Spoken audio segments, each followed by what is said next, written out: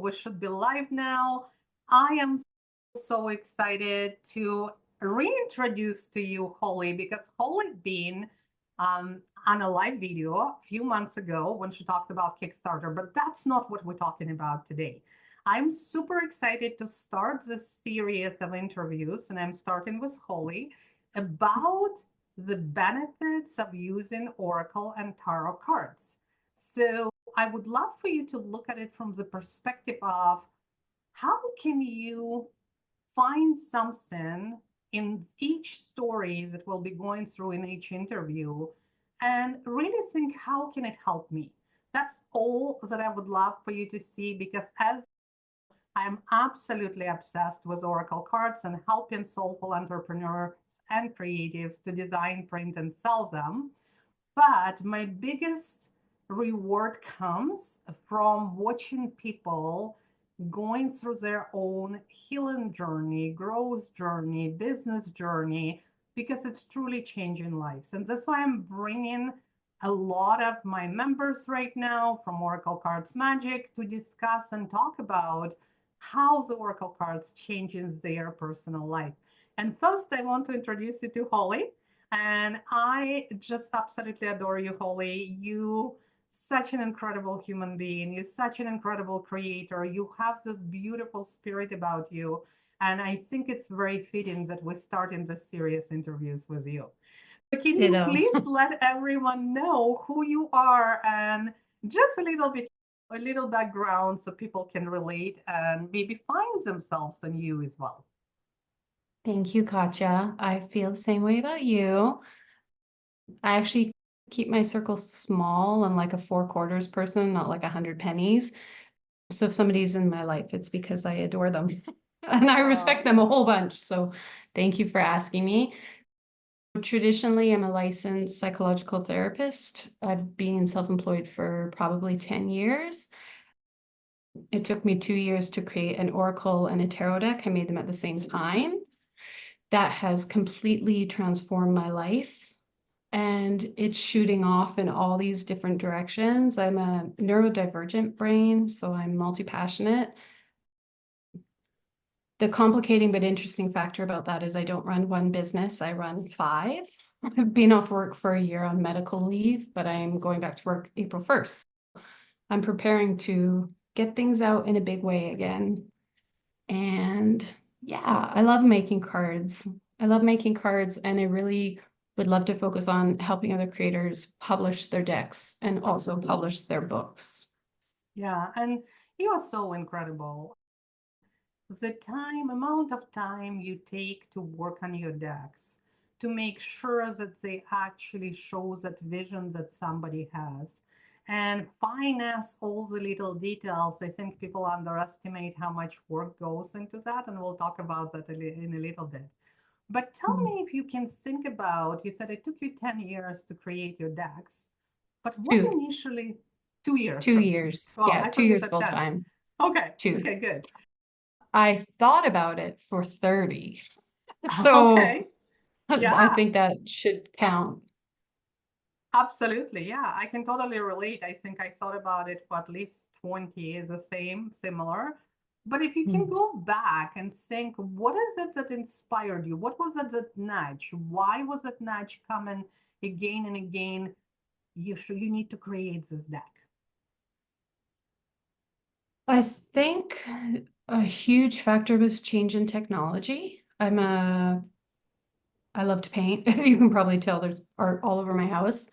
And I always thought I would paint a deck, but I was really intimidated at the thought of painting people. I'm more impressionistic. Realism is not really my. So I didn't know how to proceed. And then with all the crazy booming advancements in technology, I feel like the idea just fell into my head one day.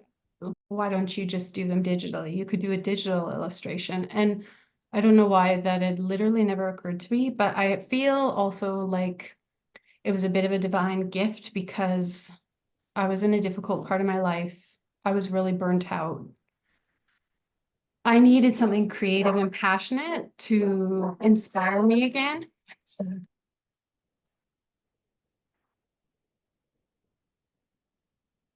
we live in the real life, guys. We work online, so sometimes we have interruptions, and it's totally normal, right? It's totally normal. Yeah. I might have to close the blinds. I forgot to close the blinds. But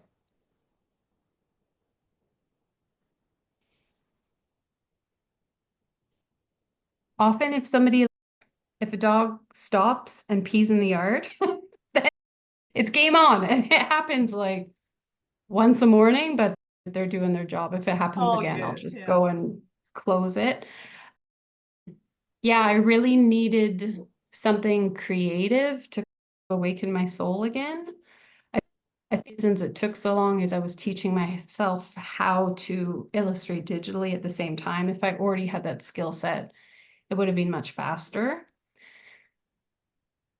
Yeah, I think that people who have had a lot of drive and ambition and passion and interest with the changing in technology, AI, self-publishing, things that were siloed for the elite are changing. And if somebody has the interest now, there are tools available to help them meet that goal without having to spend 10 years writing a book or paying $10,000 to have an artist paint your deck. If there's a time to do it, the time is now. Yeah, absolutely. So tell me again, I want really to get into your personal experience. And while you were creating this deck, like you said, 2 years, right? So when you started, so it was 30 years while you were thinking, and 2 years when you started. What did it help you? Did it help you to heal, or maybe shift perspective, or maybe unlock new levels of some kind of personal growth or business growth? What opportunity did it open for you? I think it built a bridge to a new career. I know it built a bridge to a new career because now I have this whole secondary platform as a tarot deck artist, an oracle artist, a graphic designer, and also a publisher. Until I created a deck, I wouldn't have thought those things were possible. When I was young, I was always very torn around, do I be a vet? Do I be a psychologist? Or do I be an artist? And everybody always said, you won't make money in art. And I found that really discouraging because my scope of being an artist was so narrow. My framework was like, you have to sell $2,000-3,000 paintings a month to survive. And that felt impractical and impossible to me. I did sell some paintings in my early 20s, but it messed with my head trying to decide the dollar value of a painting and will other people like it. And it's like one and done. It didn't occur to me that I could be an artist through various different fashions. And so I literally feel that by creating a deck, it's opening up a whole new 3 probably completely different professional platforms. And coming out of the pandemic very burnt out as a therapist, my nervous system was so fried. I feel like there was almost like some survival components that came to it. Like I couldn't have kept going. I was so tired from years of chronic overworking. My nervous system was just shot. And so I do feel like it was life-saving on some level. Now, weirdly, I'm circling back. I want to try and bring card decks to therapists and have therapists create their own decks. So it's all coming together. But without creating those first 2 initial decks, the world I'm in now would not have opened. Those doors did not open for me until I made a deck. Yeah. And what doors? What doors, if we can talk about what opportunity did it create for you? It was funny. We were preparing for the interview before we went live, and Holly said, "Oh, I'm not sure where my deck is." Right. So talk about it. So what happened? So I've been on TV. I was on a late night TV talk show talking about tarot, talking about the decks that I made, teaching people how to read tarot. My decks were this week, I had to grab them on a box because the producers of the talk show asked if they could use some of my spiritual things, my decks, for a prop in the TV show that they were filming. So that was so fun. I got to package up my crystals, package up my things, package up my tarot cards. It was a TV show. I read the script. It's really funny about a coach that's also like the cheesy spiritual narcissist. So my decks are going to be on TV. And then tomorrow, the late night talk show is being picked up by Rogers. It's going to start being streaming on TV. And so they're doing a big grand opening at a bar. It's going to be on TV. It's going to be filmed. There's going to be bands. There's going to be all sorts of performers coming, but I'll have a table set up where I'm doing readings on TV and teaching people about tarot and oracle decks. So none of that would have happened. I wouldn't have been on TV twice. My decks wouldn't have been on TV. I opened a publishing company with the Library and Archives Canada to be able to get my own barcodes. So I can now publish people's books. That wouldn't have happened if I didn't create a deck. I can also publish people's tarot cards. That wouldn't have happened. I met you. And I also have relationships with printers in China, which is pretty exciting. And I have a booming Facebook and Instagram following for my Feather on the Moon tarot decks.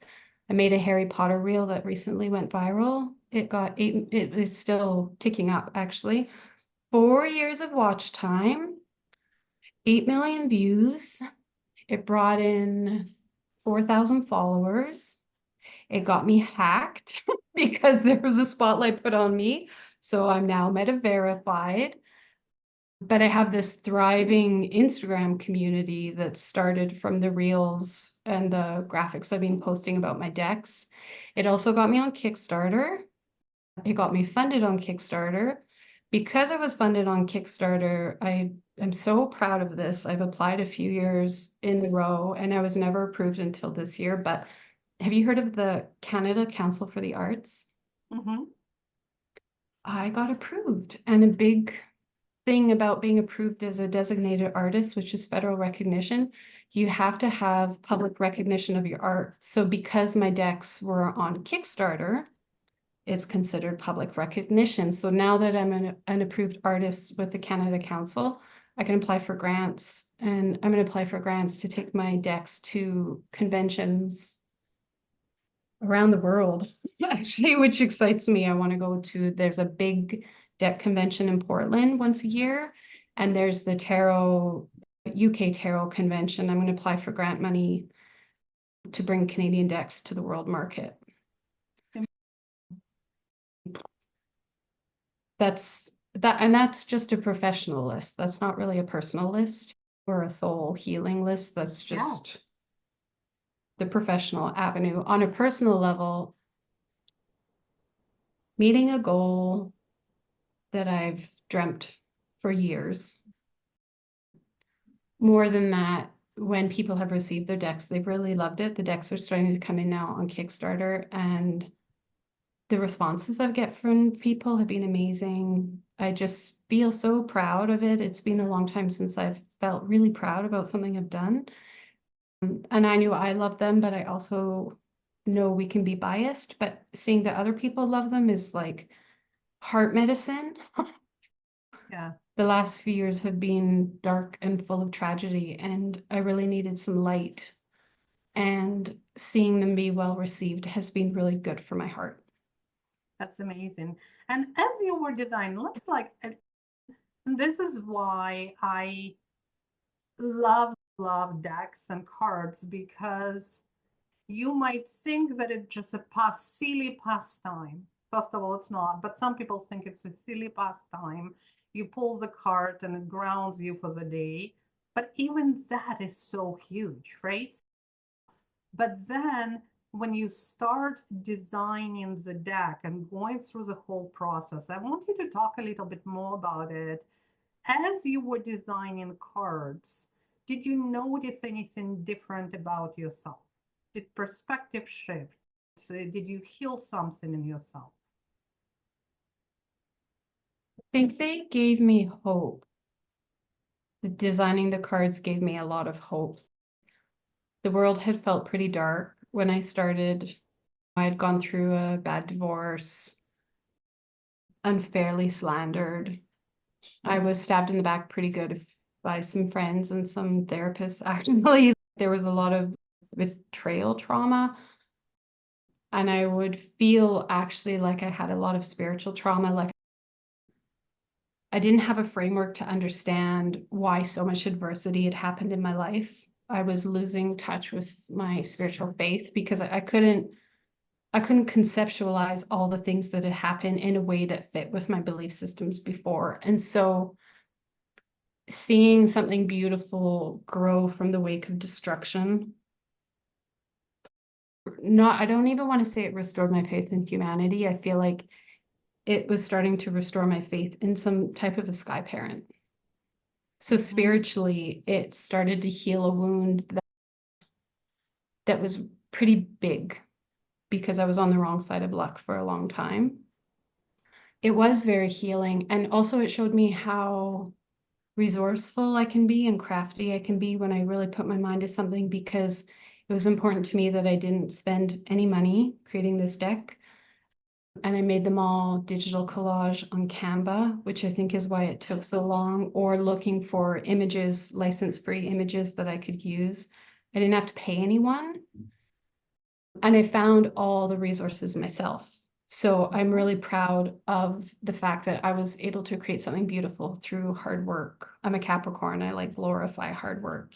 It wasn't easy, but because it wasn't easy, I think it means more to me because I know that I earned it, if that makes sense. It's like somebody giving you a PhD or you obtaining the PhD. When you obtain it, you feel like, yeah, I did this. It just wasn't handed to me. So it Absolutely. means more. Absolutely. And I also wanted to mention that Holly design her deck has nothing to do her being in our membership.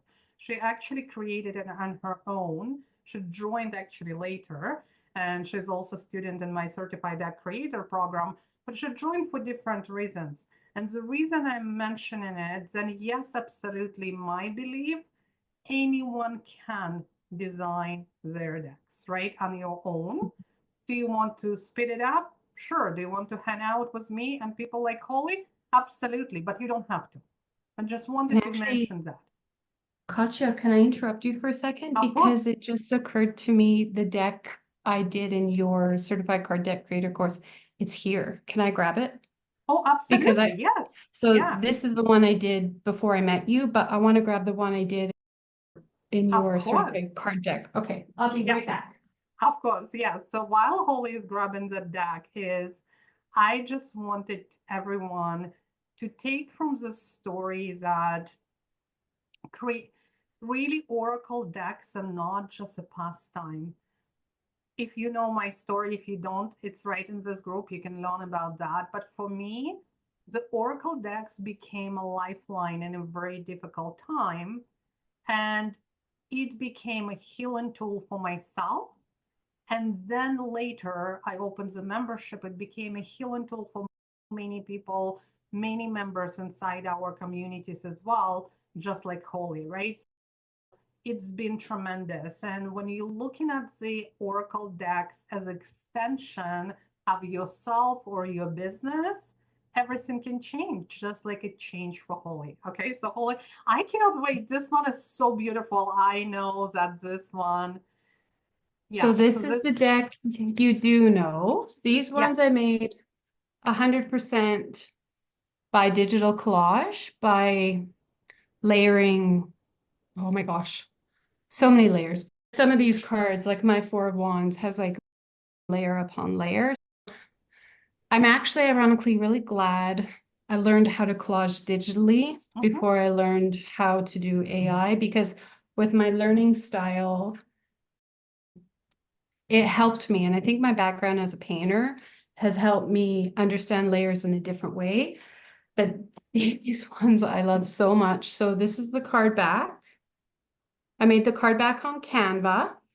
Mm-hmm. I put actually like a ton of different tiles together.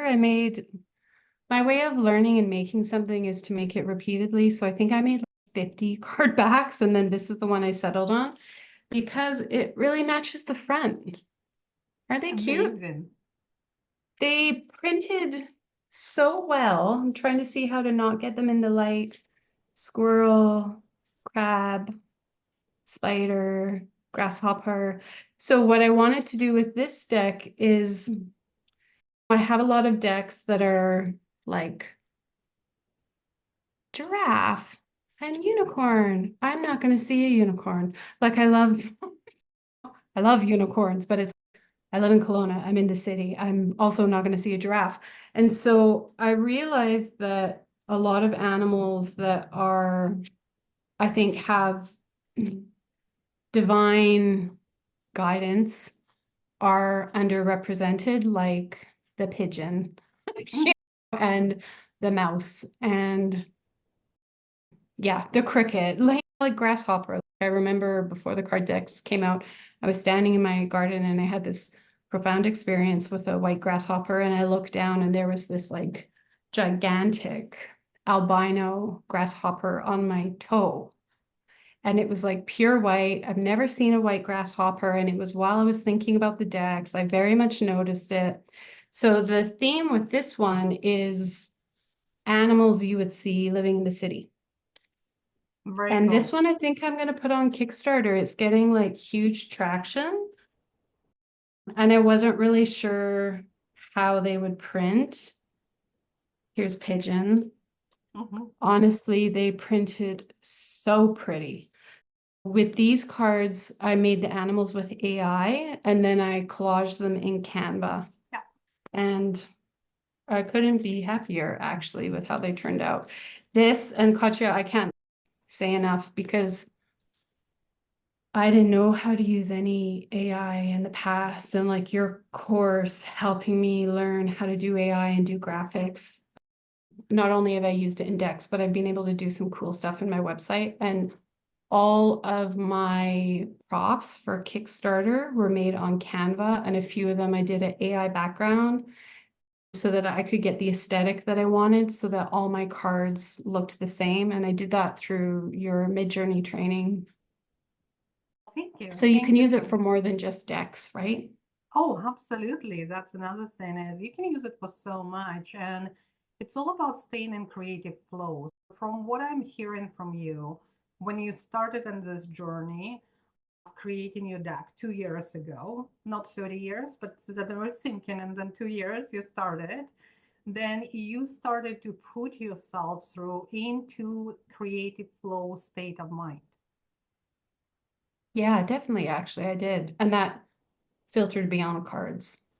And that filter beyond the cards again, exactly, Yeah. because when we put ourselves in a creative flow, it actually changes everything into your life in your life, Mhm. because everything literally flows differently for you, because we change in our frequency. If we're talking about a spirituality here, a little bit of metaphysics, it will change your frequency. You are vibing completely different, right? So people say, oh, your vibe will attract your tribe. And as much as I don't like word tribe, it's overused, but it's true, right? So look at what happens. You change your vibrations. You went into creative flow, and now everything around you is you like a big magnet right now. You're like a big magnet that you Mhm. attract in all of these beautiful things for you. Yeah. It's been really nice not to.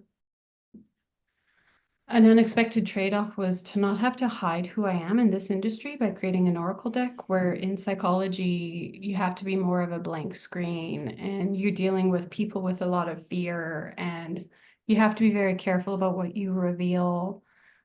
I actually got accused of witchcraft.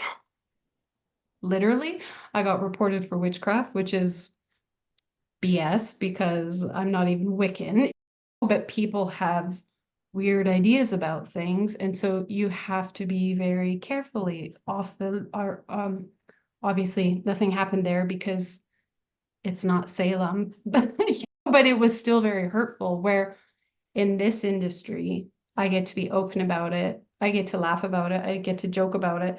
I don't know, Katya, if you've seen my sort of like funny reels now where I'm like offering free tarots. If you can guess how many times I've been accused of being a witch?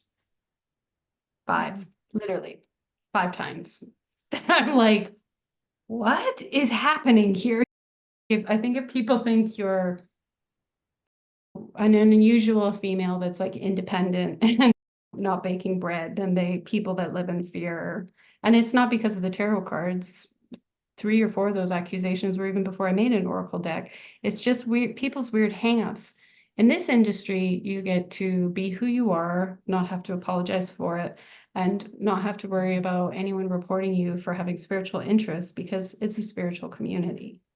You Yeah. don't have to conceal your identity. And also, we shouldn't have to. That would be like asking someone to conceal their sexual orientation or conceal their gender orientation so they don't get fired. If I'm interested in metaphysics and oracle decks, who gives a flying F? Yeah. And so, unapologetically, it's been nice for me to broadcast this. If you want to call me a witch, okay, fine, I'm a witch. We call it the Ooga Booga. If you want me to do the Ooga Booga to the patriarchy, I'll do the Ooga Booga. But it's been this nice way for me to make a joke of the fact that over the last 20 years, when I've been successful, people have said it must be witchcraft. It's laughable to even say that has been my experience, but 5 times it has been my experience. Yeah. It's just, and thank you for bringing this up. I think it's important for people to understand that. And this is why I love our community, Oracle Cards Club, this free group, because a lot of people, when they join, and I have a question, why did you decide to join? A lot of people will say, I joined because of the like minded people. I know that, or they hope, because they don't know yet, they just join in. They hope it's a safe space. They hope they can show up as they are. They hope they can talk about cards. They hope they can talk about tarot, oracle, and everything else, right? And I love how you said that stepping into the role of a deck creator really changed your confidence, allowed you to show up as yourself unapologetically. It helped you to connect deeper with your intuition. And also, you see the new sense of purpose now. Yeah, and it's been a litmus test for who I want in my circle. If they don't like me because I make decks, I'd rather you leave now. And so it's actually being protective. Yeah.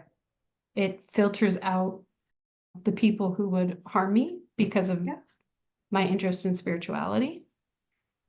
And it sorts it right away. I don't have to have any guessing. If they don't like me because of this, they can go now. They're just cards. Yeah, exactly. We have a comment from Valerie. Valerie, one of our members and also fellow certified deck creator student as well. And Valerie said, I got your moonlight deck. It's stunning. Thank you, Valerie. I know that Thank Holly you, is so happy Valerie. to hear that. Hey, Alan, thank you for joining. We have some people joining here. Hey, Susie. Susie I asking, had re I didn't realize anyone in our I probably had forgotten somebody in the certified card direct bought it. Thank you, Valerie. That just lit me up. yeah. And Susie said, which program did you use to collage? Canva. Susie, Canva. it's Canva. Yes. It's Canva is for digital collage. Yes. Yeah. And remember, we have those lessons inside Oracle Cards Magic. If you look under lessons under Canva, we have lessons on how to do layering, and because it's the same, it's just a different wording, right? Digital collage will include, so layering and different elements and putting it all over each other. It's just a different language. But we have that training, so you can absolutely do that training, and that would be helpful, really helpful for you as well. Yeah. Yay, so that's exciting.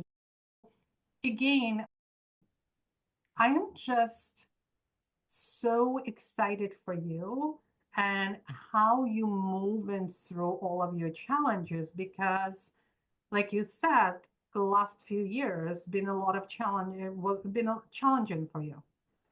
And yeah, Yeah.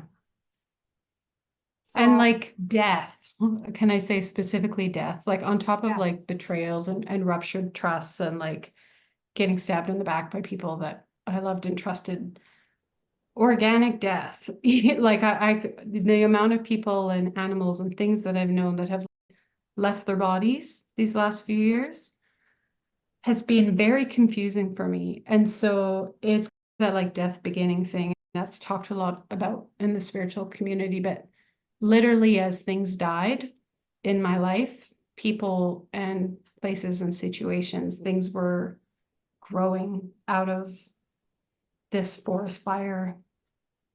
And so it's that cheesy when I was more in pain and somebody said this type of stuff to me, I'd roll my eyes and get really angry because it felt minimalistic. But from the wake of destruction and death, new things did grow. And I don't know how I would have got through all that death without having something to cling on to and feel really good about. And for me, it was the decks and these new career options that I hope will grow in the future. Yeah, and that's incredible. And I also want to point something out when you thinking about Holly's incredible journey and how many followers she gained in her very successful Kickstarter campaign and this incredible viral reel she done and all of that stuff, she still doesn't expect that she will build this $1 million business overnight. Because it's not how it Mhm. works, right? Holly just mentioned that she's going back to work and she will be building her business on a side as well. And that is an extremely smart decision. There is so many guru advice out there that will tell you quit your job and just do what you like, right? So, and just, but it takes time and effort, no matter how much we're in a creative flow, Mhm. no matter how much we create changing our vibrations and opportunities open for us, it still will take time to build successful business that will sustain your quality of lives that you want to live. And Holly is going back to work, but at the same time, she is going to do both. Like she said, she has 5 businesses, right? So yeah. Yeah, and only one is launched.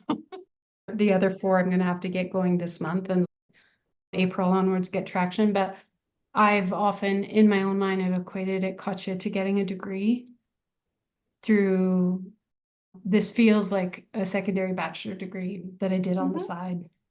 And so I was so frustrated and so impatient over the last few years, wanting this to be done, wanting my decks to be done, knowing that one card wasn't perfect, not wanting to rework it, knowing I should rework it. I just wanted it over. But if I could tell anyone anything, it would be to roll with the impatience because it was the universe forcing me to wait that I think actually made it successful. Had I had rushed it, I wanted to rush it and just be done with it, I don't think I would be where I am. I really respect the fact that you've taken time with your decks before launching it because in this way of being in the world with this type of business, I think it's more important. I don't think it's just something you can open like a coffee shop and now I sell coffee. You really have to be methodical and thoughtful. Absolutely, absolutely. And a lot of people would ask me, I even sent email yesterday. I created multiple decks and a lot of decks people don't know about and I never release them and it's intentional. Yeah. And it's intentional because it's one thing to create the deck, right? So then like you can see on the screen, I help you to design, print and sell them, right? It's one thing to create it. Then there is a next layer to print it or publish it digitally. You can do it as well. But it's completely different animal to sell them successfully, right? So then when I say successfully is when you actually can make living out of it. And if you think Yeah. about it, there is a creators who do after Kickstarter, and they do fund their project, and that's how they make their living, which is amazing. But it's a Mhm. strategy and skill, and it's a long Mhm. skill, like Holly is saying.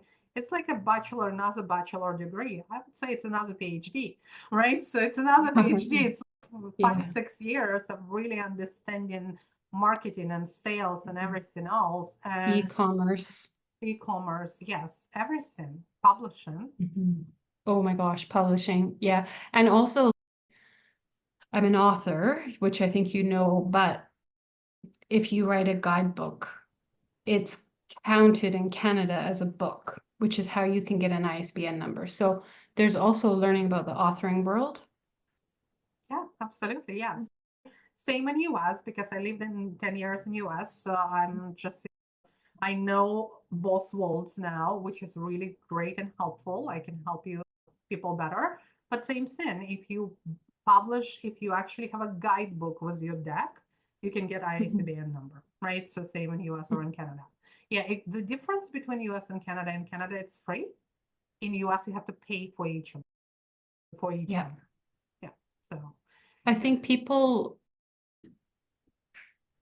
underscore the authoring, that the deck part, and minimize the authoring part. I think it's really important for people to know, if you create it this way, you're not just a tarot deck creator, you're also an author. And the book, in many ways, the guidebooks, they're big. Like, especially this deck, the Starlight deck, like it's chonk, like it's a fat book.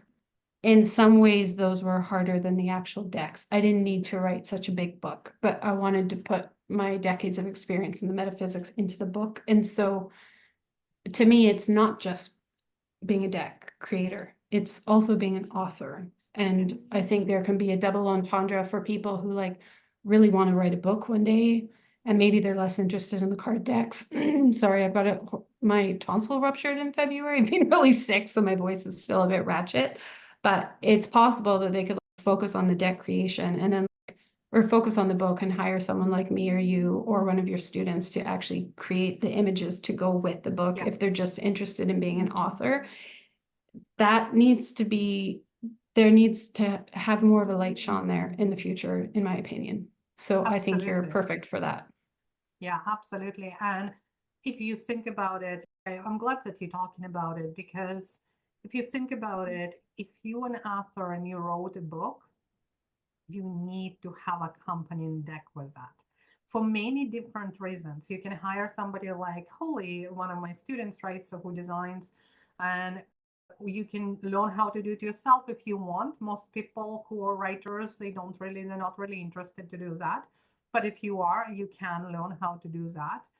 And one of the biggest thing is when you turn it into another product, you can increase your average value of your sale because And you access a different market. and you access a different market as well. Mhm. Yes.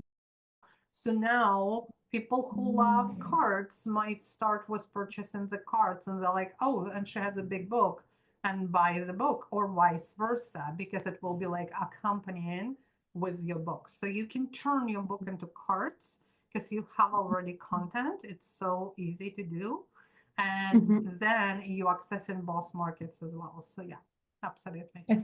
I think it also helps people with literacy issues.